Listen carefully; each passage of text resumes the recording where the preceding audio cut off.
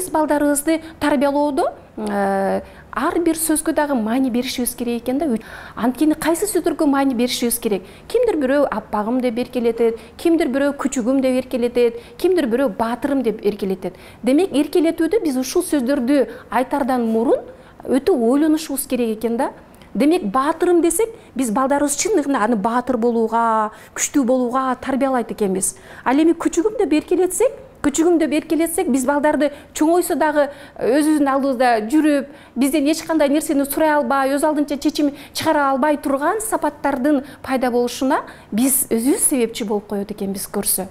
Ошондуктан, урматтуу ата-энелер, биз баарыбыз ата-энебиз, балдарды эркелеткенде дагы туура сөздөрдү тандап туруп, туура эркелетүү жолун билишибиз керек экен. Бул нерсе бардыгыбызга зарыл. Ошондой эле биз балдарды ата-энелер соц тармактарда отурганыбыздарда өзүбүз ошол соц тармактардын ичине кирип кетебиз дагы, балдарыбыз келгенде, ой, нары турчу, тоскоол болбочу, нары ойночу, акырын болчу деген сөздөрдү айтабыз. Мына ушул сөздөрүбүздүн айтканыбыздын өзү туура эмес. Бала бизге бир нерсени айткысы келип, бир нерсени бизден жоопту алгысы келип бизге кайрылып отурат. Ал учурда биз бала менен баарлашуунун ордуна өзүбүздүн жанагы соц тармактардагы баарлашуубуз дейбизби, кирип жаткан маалыматыбызды биринчи орунга коебуз дагы, биз балдарды экинчи орунга жылдырып коюп атабыз. Бул кылганыбыз дагы туура эмес. Бир сөз менен айтканда, бизде жандуу баарлашуу жок болуп атат. Жандуу баарлашуу деген баланы алдыга коюп, ар кандай темада баланын кызыгуулары жөнүндө, каалоолору жөнүндө сүйлөшүүнү биз эске сакташыбыз керек. Биринчи кезекте буну эске алышыбыз керек, урматтуу ата-энелер. Ошондой эле дагы бир өзгөчө айта турган нерсе, баланы инсан катары кантип тарбиялашыбыз керек деген суроо пайда болот. Мисалы, ата-энелер бири-бири менен сүйлөшкөндө же өзүнүн үй бүлөсүндө балдар менен сүйлөшкөндө, ой, эшикке чыкпа, бөтөн адамдар менен сүйлөшпө, ал сени урдап кетет, ал сени алып кетет деген сөздөр менен тарбиялайбыз. Албетте, мен түшүнүп атам, сиздер бул сөздөр менен балдарыңыздарды кайсы бир нерседен сактап атасыздар, коргоп жатасыздар. Бирок ошол эле учурда биз бир нерсени унутуп жатабыз да. Ал нерсе эмне экен? Биз балабыздын коомго болгон, адамдарга болгон ишенимин, аларга болгон көз карашына өзгөртүп жатабыз. Демек, бул бала, ушундай духта тарбияланган бала, коомдогу бардык адамдардан чоочулап, дайыма бир нерседен мындай өзүн этият кылып, абайлап чоңойгон балдар болушу мүмкүн да.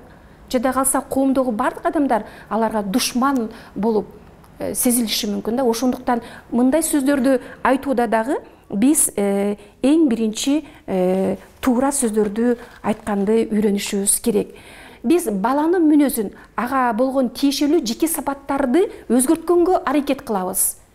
Эмне үчүн биз өзгөрткөнгө аракет кылабыз? Сиз өзүңүз ойлоңуз. Сизди бирөө өзгөрткөнгө аракет кылса, сизге ошол нерсе жагабы? Сиз ошону туура кабыл аласызбы? Мен өзгөрүшүм керек экен, бул сапаттарым туура эмес экен деп туура кабыл аласызбы?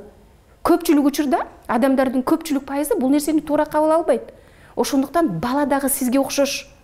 Баланын дагы биз мүнөзүн өзгөрткөндөн мурун биз аларга болгон көз карашыбызды өзгөртүшүбүз керек. Ошондуктан эске ала турган нерсе, мүнөздү өзгөртүүдөн мурун биз аларга болгон көз карашыбызды өзгөрткөнгө аракет кылышыбыз керек экен. Ата-энелерде балдарга ишеним арттыруу жок. Башкача айтканда, ата-эне балдарына ишенбейт.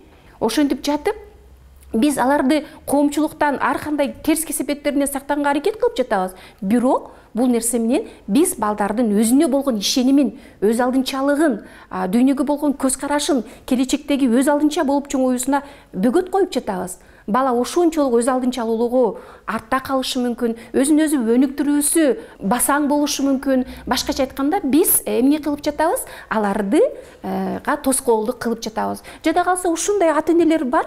Биз практикада жашоодо көрүп эле жүрөбүз. Баласы 3-4 жашка чыкканга чейин аларды кашык менен өзү тамак жедиргенге аракет кылат. Кийимдерин кийип жатса, кой мен өзүм кийдирейин, сен туура эмес кийип алдың деп биз ушундай нерселерди кылабыз да. Туура, мен түшүнүп атам. Ал жалгыз балаңызdır, балким сиз көптөн күткөн балаңыз чыгаттыр, же кыздардын арасында жалгыз уулдур, эркектердин арасында жалгыз кыздыр. Туура түшүнүп атам. бирок бул нерсе менен биз балдардын өз алдынча болуусуна кечиктирип атабыз. Ошол нерсени биз канчалык эрте берсек балдарга, жөнөкөй эле үйдөгү эле жөнөкөй эле иш аракеттерин, курткасын өзү кийүү, тамак ашын өзү жөө, жегенден кийин тамак идиш аягын өзүнө алып барып коюу, же болбосо бут кийимин өзү кийүү деген окшогон элементардык иш аракеттерди балдардын өзүнүн жасоосуна мүмкүнчүлүк берсек, урматтуу ата-энелер, ошончолук балдарыбыздын өз алдынчалуулугу эрте калыптанат. Биз ошого өзүбүз шарт түзүп беришибиз керек. Ошол нерсени колдошубуз керек. Ошол нерсеге балдарга биз стимул беришибиз керек.